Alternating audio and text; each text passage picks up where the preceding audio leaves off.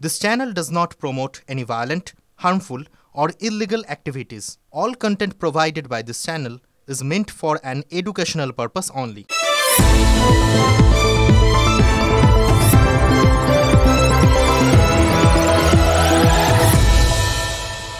কোনো ভারতীয়ই অহিন্দু নয়, সে খ্রিস্টান হোক বা মুসলিম, প্রত্যেকেই এক পূর্বপুরুষের সন্তান। প্রত্যেক হিন্দুকে মনে রাখতে হবে সে হিন্দু। একজন হিন্দুর ভারতের প্রতি কিছু দায়বদ্ধতা থাকে। এই কথা বললেন সংঘচালক মোহন ভাগবত। বেঙ্গালুরুতে আরএসএস এর শতবর্ষ পূর্তি, সেই অনুষ্ঠানেই এই বক্তব্য রাখলেন তিনি।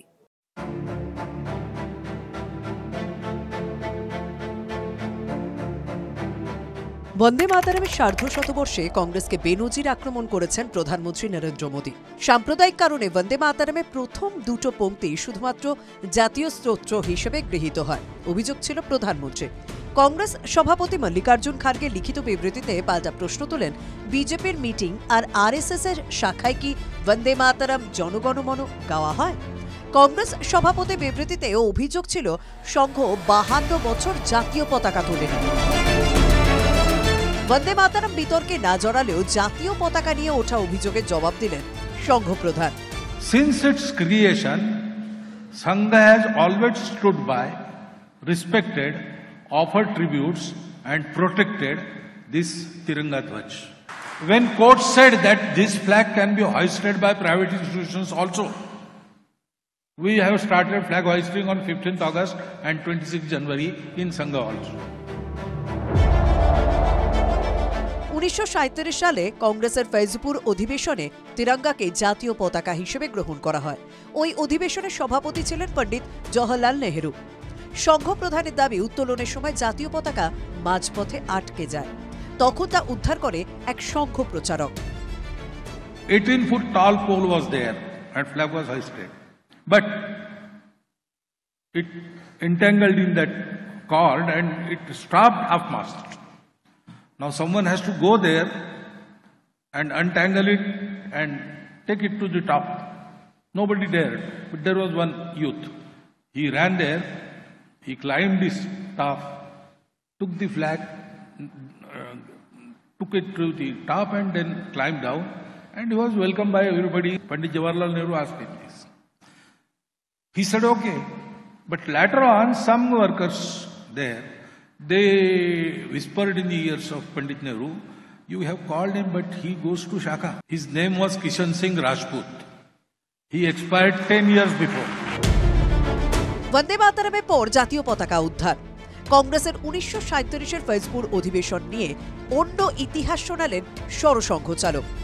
জাতীয় রাজনীতির অভিমুখটা কি সরসংঘ চালকের মন্তব্যে ঘুরে যাবে? হিন্দু মুসলিম বিতর্কেও সংঘের পুরনো অবস্থান স্মরণ করিয়ে দিয়েছেন ভাগবত। So nobody is a Hindu.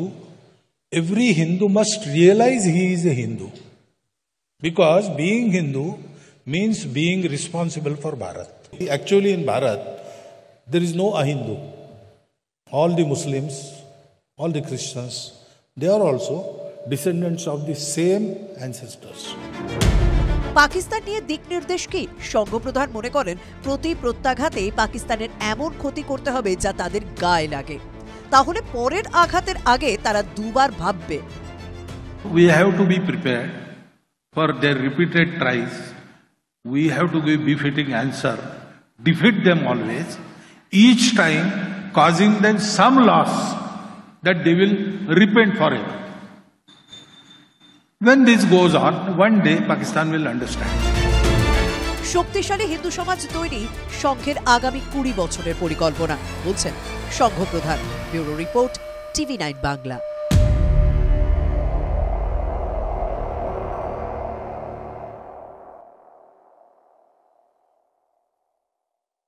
এসআইআরের চাপে একের পর এক মৃত্যুর ঘটনায় তৃণমূল কংগ্রেস বারবার সেই অভিযোগ করছে। এবার বিএলওর মৃত্যু সেই অভিযোগকে আরো বড় আকার দিল। অঙ্গনওয়াড়ি কর্মী নমিতা হাঁসদা, তিনি বিএলওর কাজ করছিলেন বর্ধমানের মেমারিতে। ব্রেন স্ট্রোক হয়ে তার মৃত্যু হয়েছে, কিন্তু তার পরিবারের লোকজন বলছেন কি, তার পরিবারের লোকজন বলছেন যে এসআইআর এর কাজের চাপেই নাকি তার এই মৃত্যু। অন্যদিকে মেয়েকে সঙ্গে নিয়ে মায়ের আত্মহত্যার ঘটনা, সেই ঘটনাটাও কিন্তু হুগলি ধনেখালিতে, সেই ঘটনাও কিন্তু এই এসআইআর তথ্যকে খাড়া করছে। কে কারা খাড়া করছে? তৃণমূল কংগ্রেস অভিযোগ করছে। গত কয়েকদিন ধরে অনেক মৃত্যুর সঙ্গে জুড়ে গিয়েছে এসআইআর আতঙ্কের অভিযোগ। এবার সেই এসআইআর এর চাপে মৃত্যুর অভিযোগ উঠল এক বুথ লেভেল আধিকারিকের। শনিবার সন্ধ্যায় কালনা হাসপাতালে মারা যান নমিতা হাসদা নামে মেমারির চক বলরাম গ্রামের এক অঙ্গনওয়াড়ি কর্মী। গ্রামের কোড়াপাড়ায় এনুমারেশন ফর্ম বিলির সময় তিনি লুটিয়ে পড়েন। ফর্ম বিলির অতিরিক্ত চাপেই ব্রেন স্ট্রোক হয়েছে বলে দাবি ওই বিএলও পরিবারের। এসআইআর ফর্ম বিলি করতে গিয়ে প্রচুর চাপ দেওয়া হচ্ছিল। বাড়িতে বলতো যে এত পার্সেন্ট বিলি করতে হবে, এত পার্সেন্ট বিলি করতে হবে। আমি বলছি অত চাপ নিও না। তো চাপে পড়ে সন্ধে পর্যন্ত বিলি করা হচ্ছিল। যে সন্ধ্যের দিকেই হয়েছে। এটা কী হয়েছে? ও ব্রেন স্ট্রোক হয়ে গেছে। ফর্ম বিলির চাপে মৃত্যুর অভিযোগ তুলছে বিএলওর পরিবার। আর সেই এনুমারেশন ফর্ম না পেয়ে সন্তানকে নিয়ে আত্মহত্যার চেষ্টা করেছেন এক মহিলা। অভিযোগটা ধরে খালি। মহিলার নাম আশা সোরেন। স্বামীর সঙ্গে অশান্তির জেরে বাপের বাড়িতেই থাকতেন আশা। ভোটার লিস্টে নাম শ্বশুর বাড়ির ঠিকানায়। ফলে বাপের বাড়ির সদস্যরা এসআইআর ফর্ম পেলেও তিনি পাননি। শ্বশুর বাড়ির সঙ্গে যোগাযোগ নেই, তাই এসআইআর ফর্ম নিয়ে তাদের কোনো রকম সহযোগিতাও পাওয়া যাবে না। এই আশঙ্কা থেকেই আশা 6 বছরের শিশুকে নিয়ে আত্মহত্যার চেষ্টা করে বলে পরিবারের দাবি। এসআইআর ফর্ম আমাদের বাড়িতে সবাইকে দিয়েছে। এবার মানে ও পায়নি। এবার ও ভেবেছে হয়তো মানে শ্বশুরবাড়ির 4-5 বছর কোনো মানে আপনার রিলেশন মানে কথাবার্তা কিছু নেই, কোনো যোগাযোগ যাওয়া আসা কিছু নেই। এবার ও হয়তো ভেবেছে যে আমি গেলে আমি পাবো না কিংবা আমাকে হয়তো দেবে না, সেই ভেবে এই কাজ মানে এই সিদ্ধান্ত নিয়ে। ওই কাগজটা নিয়ে ওর দাদা কালী বলেছে তুই অনলাইনে বার কর না, ওই কাগজটা নিয়ে হয়েছে, আর কিছু হয়নি। ও কাগজ আনবার নাম করে কালকে গেল, কাগজ আনলো না, ওইসব ঘটনা ঘটিয়ে এলো। আত্মহত্যার চেষ্টার খবর পেয়ে পরিবারের সঙ্গে দেখা করতে যান ধনেখালির বিধায়ক অসীমা পাত্র। বিজেপির নেতারা যেভাবে তাদের বাংলাদেশে পাঠিয়ে দেবো, এই যে প্যানিকটা, এই প্যানিকটা সারা বাংলা জুড়ে দেখছেন যেভাবে আত্মহত্যা করছে। কারণ তারা ধরে নিয়েছে আমার যখন কাগজ নেই তাহলে আমাকে মনে হয় বাংলাদেশে পাঠিয়ে দেবে। কোনো আত্মহত্যা নেই, কোনো প্ররোচনা নেই। টিএমসি কিছু লোককে পয়সা দিয়ে বলাচ্ছে যে আমার বাবা মারা গেছে, আমার ঠাকুমা মারা গেছে। রোজ হাজার হাজার লোক মারা যাচ্ছে এখানে। 12 লক্ষ লোক প্রত্যেক বছর পশ্চিমবাংলায় মারা যায়। সব কি সুসাইড করে নাকি? কখন এসআইআর ছিল? এইসব ভাঁওতাবাজি। কেউ মারা যাচ্ছে না, মানুষ স্বাভাবিকভাবে মারা যায়। রাজনীতি তরজা চলছে। তৃণমূলের দাবি এসআইআর এর আতঙ্কেই একের পর এক মৃত্যু আর আত্মহত্যা। এতদিন এই দাবিগুলো ছিল ভোটারদের নিয়ে। এবার এসআইআর এর চাপে মৃত্যুর অভিযোগ উঠল এক BLO. Bureau report, TV9 Bangla. বিএলওদের ওপরেও চাপ কম নয়। বিএলওদেরকে নাকি মৃত ভোটারদের রেখে দেওয়ার জন্য চাপ দেওয়া হচ্ছে। কমিশনের কানে গেছে এই অভিযোগ, আর তারপর বিএলএদের বিরুদ্ধে এফআইআর করার নির্দেশ দায়ের করা হয়েছে। এরকম 8 জনের বিরুদ্ধে নির্দেশ দিয়েছে কমিশন, যাদের অধিকাংশই শাসক দলের বিএলএ। মস্ত অভিযোগ ডায়মন্ড হারবার লোকসভা কেন্দ্রে মৃত ভোটারদের নাম তালিকায় রেখে দিতে চাপ দেওয়ার অভিযোগ। ফলতায় তৃণমূল নেতা জাহাঙ্গীরের বিরুদ্ধে অভিযোগ বিজেপি নেতা অভিজিৎ দাসের। অভিযোগ বিএলওদের ডেকে ফোন বন্ধ রাখার হুমকি জাহাঙ্গীর বাহিনীর। 11,895 মৃত ভোটারের নাম রাখতে চাপ, অভিযোগ বিজেপির। জাহাঙ্গীর একটা রাইট হ্যান্ড আছে মানুষ পান্ডা, যে হচ্ছে ফলতা যে অঞ্চল আছে অঞ্চলে সভাপতি। মানুষ পান্ডার থেকে প্রত্যেক বিএলওর সুইচ অফ করে দিয়েছে, যাতে রেকর্ডিং না করতে পারে, ফটো না তুলতে পারে, এবং তাদেরকে হুমকি দিয়েছে যে এবং ভোটার লিস্ট ধরে ধরে যে আমাদের এই যে 11,896টা যে আমাদের এখানে মৃত ভোটার আছে পুরো ফলতা বিধানসভার মধ্যে, তো এদেরকে ভোটার লিস্ট থেকে নাম রিমুভ করা যাবে। ভিত্তিহীন অভিযোগ। সোশ্যাল মিডিয়ায় কে কি পোস্ট করলো তা নিয়ে কোনো মন্তব্য করব না, TV9 বাংলাকে বলেছেন জাহাঙ্গীর। তৃণমূল বলেছে তুমি গেছো তো গেছো, কি হয়েছে? পৃথিবীর মায়া কাটিয়ে তুমি চলে যেতে পারো, কিন্তু আমরা তোমাকে ছাড়ব। ভোটার লিস্টের মায়া তোমাকে কাটাতে দেব। হতাশার বহিঃপ্রকাশ বিজেপির, পাল্টা কটাক্ষ শওকত মোল্লার। ফালতু লোক, এ হেরে হেরে নিজে রেকর্ড করে গড়ে ফেলেছে। ফলে এখন হারা সুপারস্টার বলে না দু একজন, হচ্ছে হারা সুপারস্টার। এই আসলে হতাশা থেকে এই ধরনের কথাবার্তা বলছে। তবে এই ধরনের অভিযোগ পেয়ে কড়া নির্বাচন কমিশন। মৃত ভোটারের নামে ফর্ম দিতে জোর করার অভিযোগ। 8 বিএলএর বিরুদ্ধে এফআইআর দায়ের করার নির্দেশ কমিশনের। অভিযুক্তদের মধ্যে অধিকাংশই তৃণমূল কংগ্রেসের এজেন্ট। প্রশাসন কি নির্দেশ মাফিক করা পদক্ষেপ করবে, নাকি আবার কমিশন সরকার দ্বন্দ্ব বাড়বে? Bureau report, TV9 Bangla. কমিশনের নিয়ম বাড়ি বাড়ি বিএলওরা গিয়ে এনিউমারেশন ফর্ম দিয়ে আসবেন, কিন্তু সেই সব নিয়ম সমস্ত কিছু চুলোয় দিয়ে রাস্তায় বসে কেউ বাস স্ট্যান্ডে বসে, কেউ তৃণমূলের ক্যাম্পে বসে বিএলওরা ফর্ম দিচ্ছেন। এই ছবি ধরা পড়ছে, এই ছবি সামনে আসছে। এরপর কমিশন তৎপর হয়েছে। কমিশন ইতিমধ্যে 8 জন বিএলওকে শোকজও করেছে, কিন্তু তারপরে হচ্ছে কি? টনক নড়ছে কি আদৌ? আচ্ছা, এভাবে কি আদৌ স্বচ্ছ তালিকা তৈরি হবে? 6 নভেম্বর TV9 বাংলা খবর দেখাতেই কড়া নির্বাচন কমিশন। পূর্ব মেদিনীপুরের পাঁশকুড়ায় পলসা গ্রামে টেবিল চেয়ার পেতে ফর্ম বিলি করছিলেন বিএলও শ্যামল সেনাপতি। যুক্তি ছিল, নিয়ম বহির্ভূত হয়ে যাচ্ছে ইলেকশন কমিশনের নিয়ম অনুযায়ী। এখন সেক্ষেত্রে বহির্ভূত হয়তো হচ্ছে, কিন্তু আমাকে কাজটাও তুলতে হবে তো। 1465 ভোটার একা বিএলও। নিয়ম ভাঙায় বিএলওকে শোকজ AERO তথা BDOর। শ্যামল সেনাপতির মতো 8 বিএলওকে শোকজ করেছে নির্বাচন কমিশন। তারপরেও কি পথে এলেন বিএলওরা? উত্তর না। অনিয়মের ছবি দক্ষিণ হাওড়ার উনসানি সর্দার পাড়ার ক্লাবে তৃণমূলের ভোট রক্ষা শিবির। সেই শিবিরে বসেই ফর্ম বিলি বিএলওর। প্রশ্ন করতেই যুক্তি তৈরি বিএলও শেখ খাজা খৈরুল ইসলামের। সব অসহায় গরিব মানুষ, আমি বলুন বাড়ি গেলাম, ওনারা বলেন ক্ল্যাবটায় বসে আপনি শর্টিং করে নিন, আমরা গিয়ে নিচ্ছি। মানে এসআইআর সহায়তা কেন সেইখানে আপনি রয়েছেন? না, এটা আমার কোনো জানা নেই।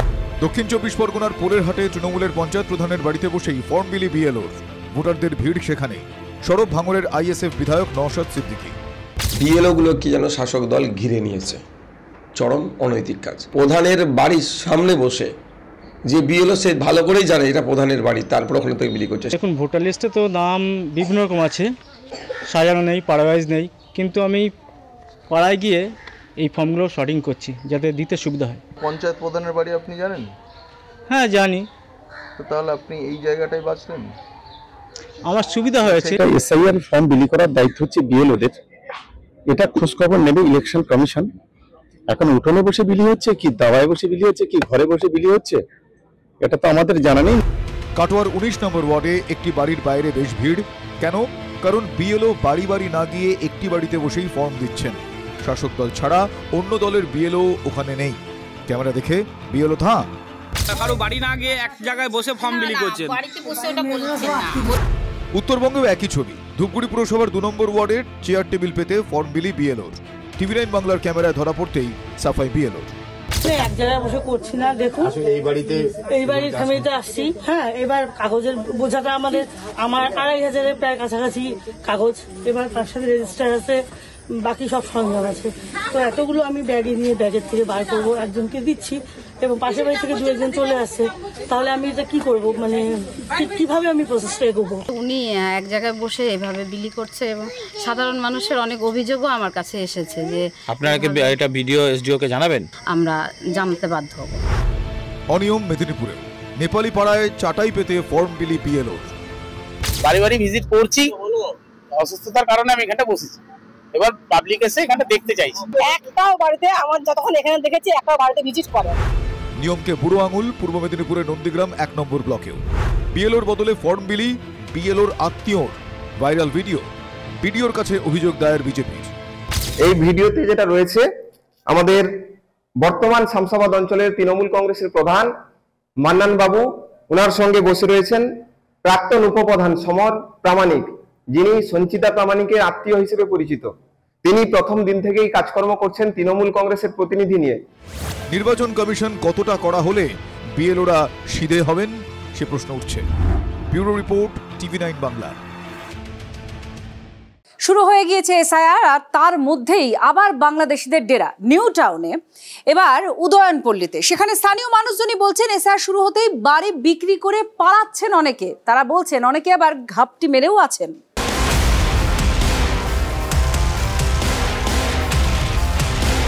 এই কলকাতার মধ্যেই রয়েছে আরেকটা কলকাতা, হেঁটে দেখতে শিখুন। পরামর্শ দিয়ে গেছেন কবি শঙ্খ ঘোষ। আমরাও কলকাতা থেকে অনতি দূরেই একটু হাঁটাহাঁটি করছিলাম বিধাননগরের উদয়নপল্লীতে। এসআইআর ঘোষণার পর থেকে সেখানে চাঞ্চল্য ছড়িয়েছে। এখানে দেখুন কি বলছে, কি এটা জিজ্ঞাসা করছি লোক সব কাজে ভাড়া সব ভাড়া চলে গেছিল না, আছে এই যে ভাড়া আছে, সেটা ভাড়া আছে। সাদা লাগাম কাজে গেছে, ও আসবে আজকে আসবে না, কালকে আসবে। সব এখানকার লোক? আমাদের কলকাতায় লোক সব। কলকাতার লোক? আমার কলকাতায় না না, কলকাতা হয় কি দেখো, ডায়মন্ড হারবার, নামখানা বলো, আমাদের 24 পরগনার লোক সব। না আপনারা তো কলকাতার লোক বোঝা যাচ্ছে। এরা কি কিসের লোক সেটা আমরা বলি, বাংলাদেশ সেটা আমি বলছি। ইটের কাঁচা দেওয়াল তুলে টিনের ছাউনি দেওয়া ঘর, সেগুলোতে তালা। ছিলেন কারা, গেলেন কোথায়?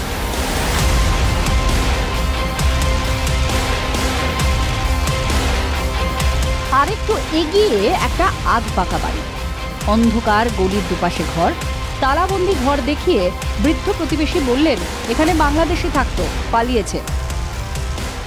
তখন কিন্তু তারা এখানে তাদের যে অস্থায়ী ভিটে ছিল সেটা তো ছেড়ে পালিয়ে গেছেন। অনেকে না এখানে স্থায়ী ভিটে কিনে ফেলেছিলেন, সেই স্থায়ী ভিটেও বিক্রি করে পালিয়ে গেছেন। দেখো এই যে এই বাড়িটা, এখানে তালা ঝুলছে, এইটা বাংলাদেশি নাগরিকরা এখানে এই বাড়ি কিনে বসবাস করছিলেন, কিন্তু তারা এখন এই এসআইআর আবহে এই বাড়ি বিক্রি করে দিয়ে পালিয়ে গেছেন, সেটা এলাকাবাসীরা বলছেন। পরের বাড়িটা দেখো, এই বাড়িতেও তালা ঝুলছে, তবে এরা কর্মসূত্রে বাইরে গেছেন বলে স্থানীয় বাসিন্দারা জানাচ্ছেন। পরের বাড়ি, এটাতেও তালা ঝুলছে। কিন্তু এই যে বাড়িটা, এই বাড়িতে যে বাংলাদেশিরা বসবাস করতেন এবং তারা যে এই বাড়ি কিনে ফেলেছিলেন এখানে এসে, এটা কিন্তু স্থানীয় বাসিন্দারা মেনে নিচ্ছেন, আমাদের ক্যামেরার সামনে তারা স্বীকার করেছেন। কোনটা বাংলাদেশে? এটা বাংলাদেশ বন্ধ করে দিয়ে পালিয়ে গেছে, বিক্রি করে দিয়ে পালিয়ে গেছে। কতদিন ছিল? এই প্রায় 10-15 বছর ছিল, তারপরে বিক্রি করে দিয়ে পালিয়ে গেছে। হ্যাঁ, এই 1 মাস হলো গেছে। আমরা দেখেন, আমরা তো এখানে 2016-তে এসেছি, তখন থেকে ওনাদেরকে এখানেই দেখেছি। আপনারা 2016 সালে এখানে এসে তখন থেকে এখানে দেখছেন, তারপরে পালিয়ে গেলেন 15 দিন আগে। 15-20-16 দিন আগে উনি চলে গেছেন এখান থেকে। আপনারা কি করে জানলেন তারা বাংলাদেশি কথাবার্তা? তারপরে ওনারা আমাদের সাথে মিশতে করতো, তো তাই বলতো যে আমরা বাংলাদেশে বাড়ি। উনি স্বীকার করেছে আমাদের বাংলাদেশে বাড়ি। কসবায় গুলশান কলোনি, মেদিনীপুর শহরের হঠাৎ পল্লী, বিধাননগরের উদয়ন পল্লী, বাংলা জুড়ে আর কটা এমন পল্লী উজিয়ে রয়েছে? কতজন বাংলাদেশি লুকিয়ে রয়েছেন বাংলায়? উত্তরটা রয়ে গেল তালাবন্দির ঝুপড়িগুলির পেছনে।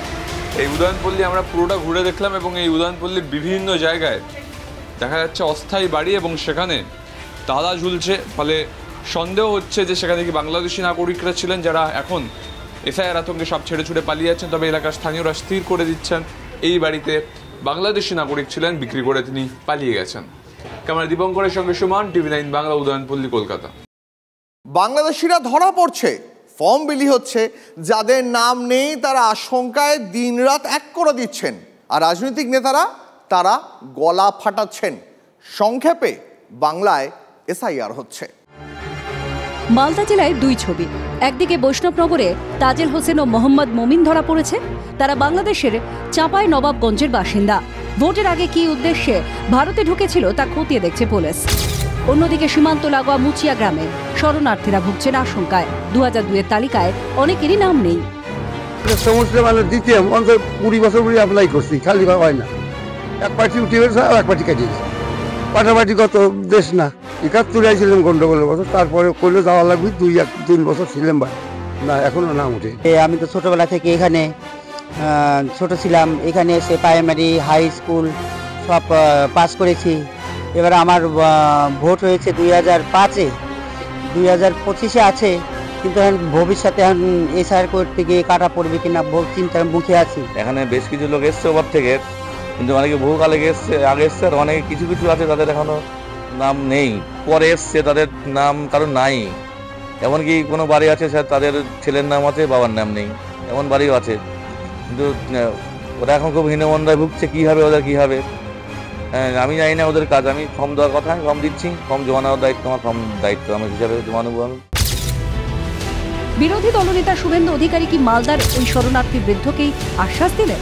শিখরা, জৈনরা, বুদ্ধিস্টরা, খ্রিস্টানরা, পার্সিরা এবং হিন্দুরা, তাদের জন্য সিটিজেনশিপ অ্যামেন্ডমেন্ট অ্যাক্ট এনেছেন। তাতে যদি কেউ আবেদন করেন তিনি ভারতবর্ষের সিটিজেনশিপ হবেন, সিটিজেনশিপ পেলে তার ভোটার তালিকায় নাম উঠবে। তাই বাংলাদেশ থেকে আসা হিন্দুরা হলো আমাদের কাছে শরণার্থী। পরিবহন মন্ত্রী স্নেহাশিস চক্রবর্তী আবার বাংলাদেশি অনুপ্রবেশের অভিযোগই মানতে নারাজ। তার চোখে সকলেই অনাবাসী কর্মী। এই যে আমাদের ভারতবর্ষ থেকে দুবাইয়ে কাজ করছে, সিঙ্গাপুরে আছে, আমেরিকায় আছে, লন্ডনে আছে, আবার ভারতবর্ষে অন্য দেশ থেকে প্রচুর মানুষ পরবর্তীতে আসে। এরকম কিছু মানুষ এখানে আসে আবার চলে যায়, ফলে এটা খুব সংখ্যাটা খুব বেশি নয়, কিন্তু এটাকে দাগিয়ে দিয়ে একটা ধর্মীয় মেরুকরণের কথা শুভেন্দু অধিকারীরা বলছে। আপনি নিশ্চিন্ত থাকুন, একটা লোকের নাম রাখতে দেব না আমরা বাংলাদেশি মুসলিম অবৈধ অনুপ্রবেশকারী।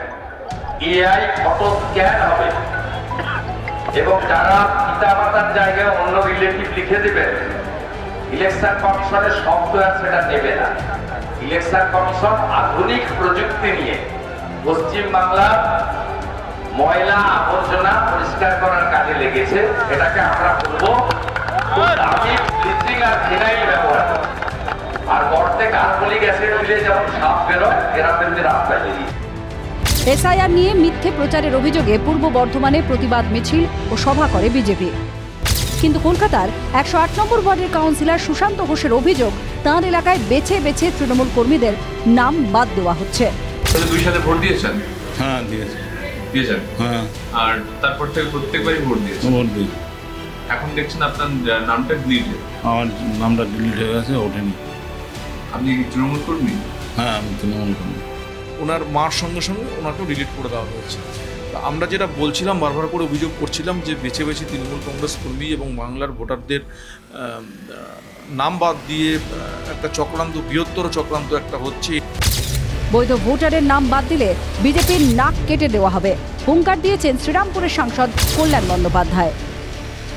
সংগ্রাম লড়াই যা করার করব, আর আইনি লড়াই যা আছে সুপ্রিম কোর্ট পর্যন্ত একটা লড়ে রেখে একটা বাংলা মানুষের নাম কেটে বিজেপির নাক কেটে দেবো, বাংলার ভোটারদের নাম। আর এই এসআইআর বিজেপির ব্যাকফায়ার হবে, দেখে নিন শুধু বিজেপি। মোহনবাগান ইস্ট বেঙ্গল এক হয়ে গিয়ে মোহামেডান স্পোর্টিং এর বিরুদ্ধে লড়াই করছে। আমরা তো বিভাজন হিসাব করি না, আমরা তো এক হয়ে থাকতে চাই। আসলে কল্যাণ বন্দ্যোপাধ্যায় তৃণমূলের প্রথম দিন থেকে আছেন, অনেক মামলা লড়েছেন তৃণমূলের হয়ে, সিপিএম এর মিথ্যা মামলা থেকে কর্মীদের বাঁচিয়েছেন। এখন সত্যটা তিনি জানেন, মাটির গন্ধটাও বুঝে ফেলেছেন। এখন উনি যে চলে যাচ্ছেন ওর দল, এটা মানতে পারছেন, সেই থেকে এগুলো বলছে।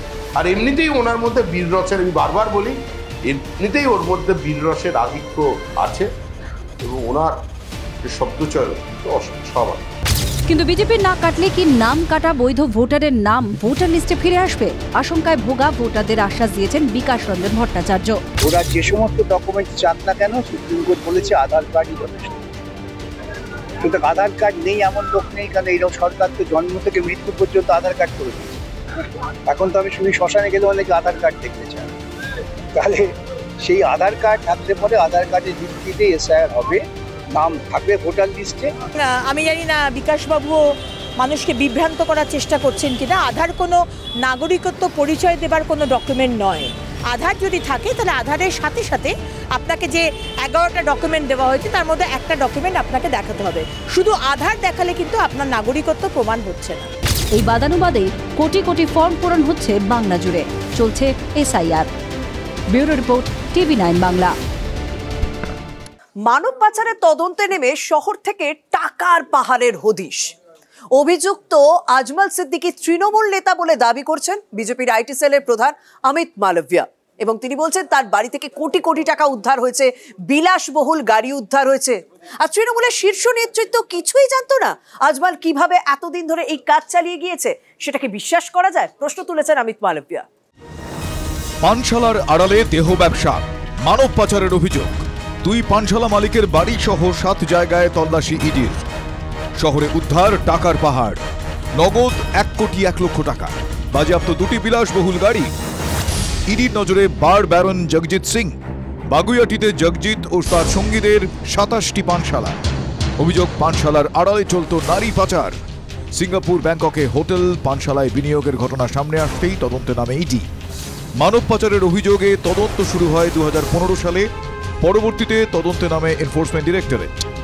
পানশালার আড়ালে দেহ ব্যবসা, নারী পাচারের অভিযোগ, মহিলাদের চাকরির টোপ দিয়ে যৌনকর্মী হিসেবে ব্যবহারের অভিযোগ। অপরাধে অভিযুক্ত জগজিৎ সিং, বিষ্ণু মুন্ডরা, আজমল সিদ্দিকী। আজমল সিদ্দিকীর নাম সামনে আসতেই তেড়ে ফুঁড়ে ময়দানে বিজেপি। অমিত মালভিয়ার দাবি, অভিযুক্ত আজমল সিদ্দিকী তৃণমূল নেতা।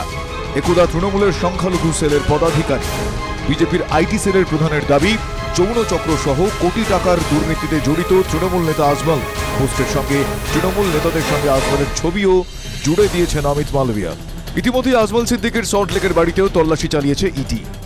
প্রথমে এই তদন্ত রাজ্য পুলিশ করে এবং পরবর্তীকালে এই তদন্ত কেন্দ্রীয় গোয়েন্দা সংস্থা এনফোর্সমেন্ট ডিরেক্টরের হাতে যায়। সল্টলেকের এই বাড়িতেও তারা আসে। প্রায় এসে কলকাতা শহরেরই 7টা জায়গায় তারা তল্লাশি করে প্রায় 1 কোটি টাকার বেশি তারা সন্ধান পান এবং 2খানা বিলাসবহুল গাড়ি ইতিমধ্যেই বাজেয়াপ্ত করেছে। বিজেপির নিশানায় আজমল সিদ্দিকী। সোশ্যাল পোস্টে অমিত মালভিয়ার প্রশ্ন, তৃণমূলের শীর্ষ মহল কিছু জানে না, এটা কি বিশ্বাসযোগ্য? নারী পাচার দেহ ব্যবসার অভিযোগে নাম জড়ালো তৃণমূলের মাইনরিটি সেলের নেতার নাম বলতে হবে। প্রথমে প্রসঙ্গ এড়িয়ে গেলেন তৃণমূল মুখপাত্র, কিন্তু এখানেই থামলেন কই? তৃণমূলটা না একটা সমুদ্রের মতো, একটা বিরাট দল, তার এত মূল সংগঠন, শাখা সংগঠন, গণসংগঠন। আপনার দলের এক্স সম্পাদক আজকে মেয়ে পাচারে ইডি তাকে ধরলো।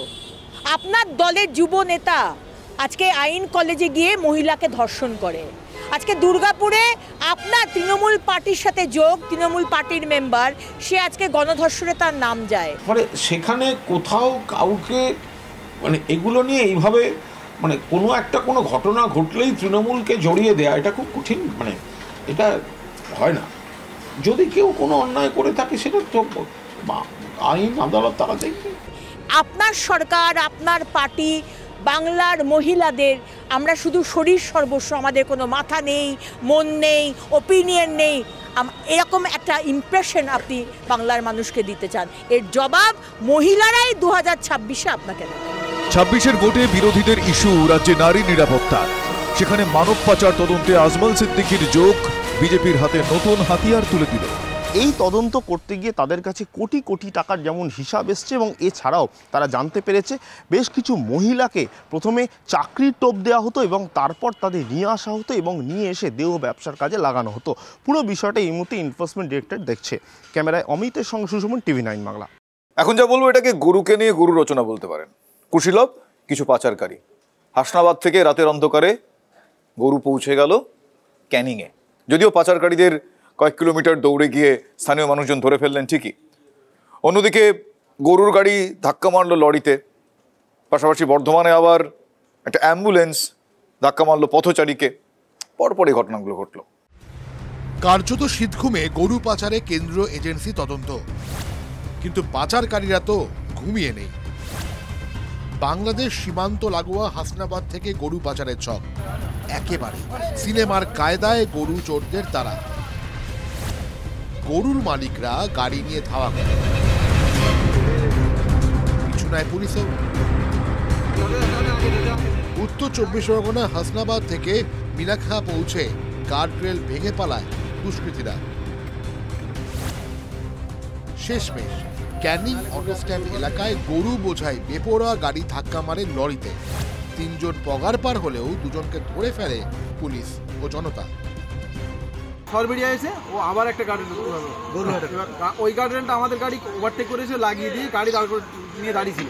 ওই গার্ডরেল উড়ে গিয়ে আমাদের গাড়িতে গিয়ে পড়লো, অবস্থা খারাপ। পুলিশের তারপর পিছনে মিনাখানা আসলো, ও ক্রস করে আসার চেষ্টা করছিল, তখন পুলিশ গাড়িকেও ফেলে দেওয়ার চেষ্টা করছিল।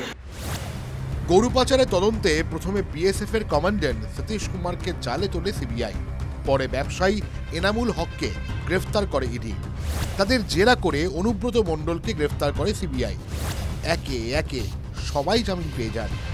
এই নিয়ে আদালতের ভর্ৎসনার মুখে পড়ে কেন্দ্রীয় এজেন্সি। আর এই 2025-এও চলছে এক 24 পরগনা থেকে আরেক 24 পরগনায় গরু পাচারের রমরমা কারবার। দুর্ঘটনার জেরে একটি গরু মারা যায়। আমি তখন বাড়ি যাই, বাড়ি গিয়ে দেশি গরু না পেয়ে গাড়ি যখন চলে আসে, আমি তখন এই গাড়ি নিয়ে তাড়া করি আমার এই আত্মীয় নিয়ে। আচ্ছা। এবং থানাকে ইনফর্ম করি, মিনাখা থানাকে। আচ্ছা, কোথা থেকে গরুগুলো চুরি করেছিলে? বসিরহাট থেকে চুরি করেছিলে? কটা করে চুরি করেছিলে? 4টে।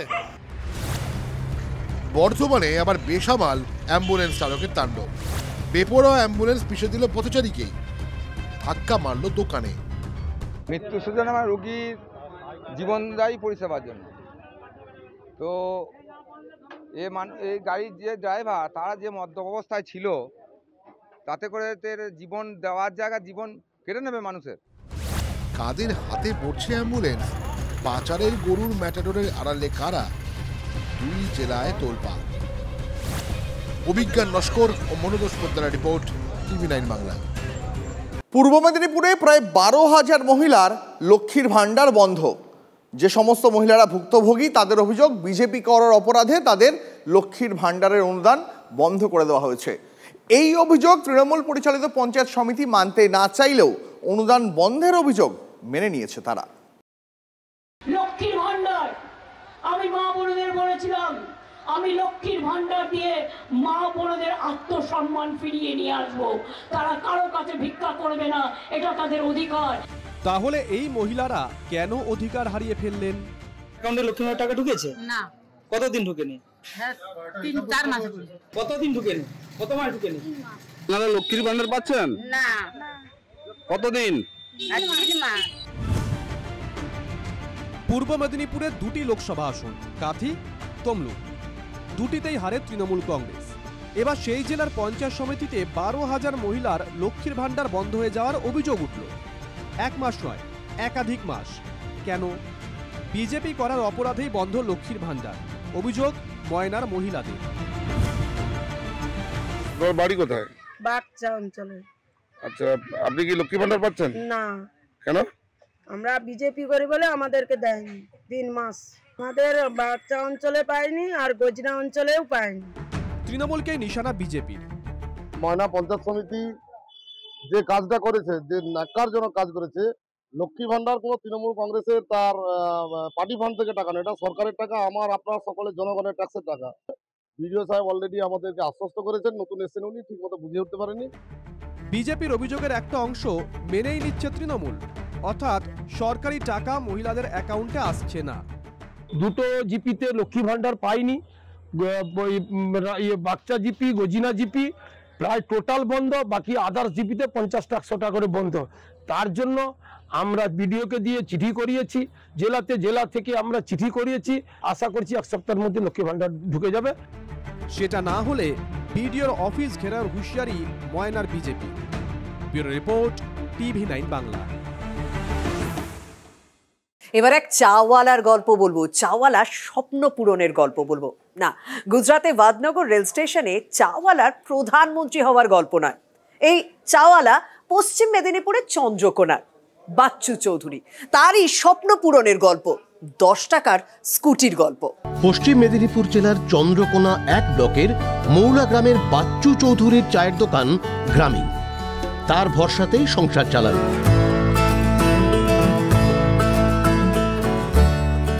দিন কয়েক আগে চন্দ্রকোনা টাউনের গোসাই বাজার এলাকায় একটি মোটর বাইকের শোরুমে হাজির হন বাচ্চুবাবু। একজন ব্যক্তি গাড়ি নিয়ে এসে আমাদের এখানে ক্যাশে গাড়ি, ফিনান্সে গাড়ি কিনবে বলে আসে।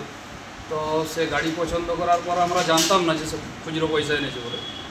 তো সে হঠাৎই গাড়ি পছন্দ হওয়ার পরে বলে আমি খুচরো পয়সা দেবো। তো ডিবাটা যখন ধরে আনা হয় তখন 3 জন মিলে প্রথমে গাড়ি থেকে নামানো যায়।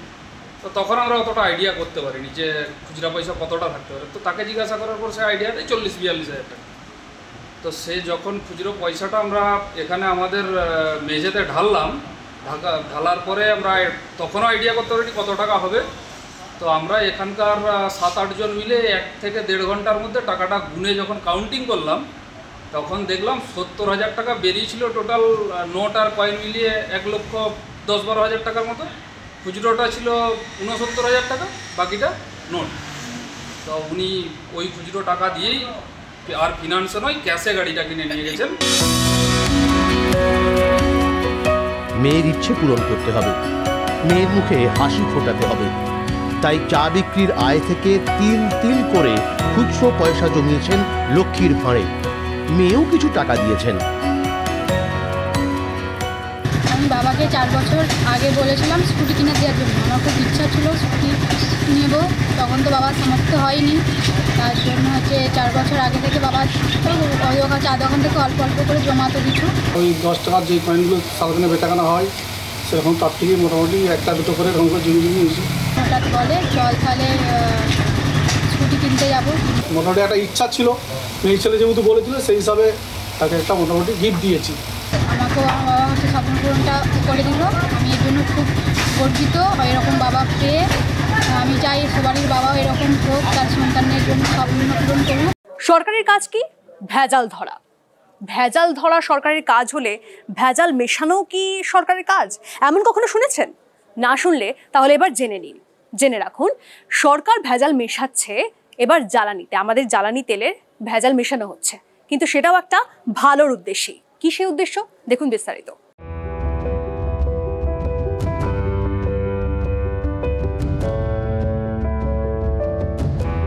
গাড়ি শিল্পে বিকল্প জ্বালানি ব্যবহার নিয়ে বহুদিন ধরেই তৎপর কেন্দ্র। সরকারের নীতি ছিল কথায় কাজ হলে ভালো, না হলে ঘাড় ধরে বাধ্য করানো হবে। 2022 সালে সিদ্ধান্ত হয়েছিল 2030 সালের মধ্যে 20% ইথানল মিশিয়ে পেট্রোল ডিজেল বিক্রি হবে। টার্গেটের অনেকটা আগে 2025 সালের অগস্টে সেই লক্ষ্যমাত্রা ছুঁয়ে ফেলেছে পেট্রোল। কেন্দ্রীয় পেট্রোলিয়াম মন্ত্রকের দাবি, জ্বালানিতে ইথানল মিশিয়ে সাশ্রয় 1.50 লক্ষ কোটি। 2028 সাল পর্যন্ত আরও 1,20,000 কোটি বাঁচবে। তেল আমদানি কমায় বিদেশি মুদ্রার খরচ কমছে। জ্বালানিতে ইথানল মেশানোর কি গাড়ির মাইলেজ কমছে? কলকবজা তাড়াতাড়ি নষ্ট হচ্ছে? ইথানল মিশ্রিত জ্বালানি বাজারে আসা থেকে এ নিয়ে বিতর্ক। কেন্দ্রের তৈরি বিশেষজ্ঞ কমিটির দাবি, না, নির্দিষ্ট সীমায় ইথানল মিশ্রিত জ্বালানিতে গাড়ির কোনো ক্ষতি হয় না। আবার গাড়ি নির্মাতাদের আন্তর্জাতিক সংগঠনের মত একেবারে উল্টো। কেন্দ্র বুঝিয়ে দিচ্ছে, যাই হোক না কেন ইথানল জ্বালানি থেকে সরে আসার কোনো ভাবনা তাদের নেই। ইথানল জ্বালানিতে টার্গেট পূরণ হয়েছে, কিন্তু গ্রিন এনার্জি মিশনের অন্য টার্গেটগুলোর কি হলো? 2020 সালে গ্রিন এনার্জি মিশনে কয়েকটি লক্ষ্যমাত্রা রাখা হয়েছিল। কোভিড আবহে দুবার সময়সীমা বদল হয়। 2023 সালে ঠিক হয়েছিল আগামী 5 বছরের মধ্যে বৈদ্যুতিন গাড়ি এবং অটো নিয়ে টার্গেট ছুঁতেই হবে।